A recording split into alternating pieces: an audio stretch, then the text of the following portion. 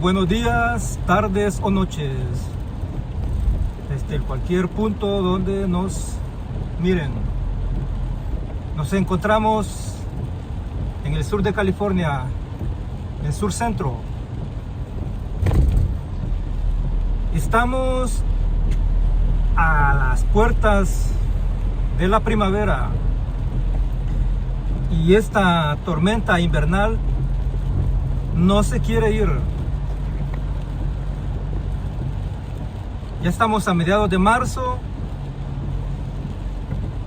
y esta tormenta invernal no se quiere ir.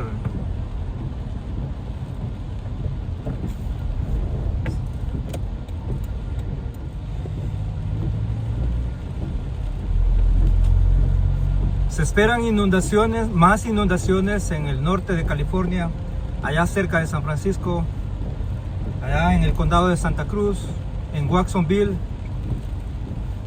Lastimosamente van a seguir las personas abandonando sus hogares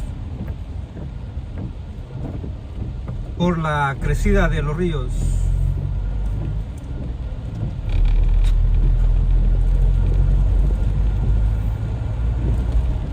Así está California con esta tormenta invernal que no se quiere ir. Acá son las 10 de la mañana y ya tenemos otra tormenta que dura hasta mañana.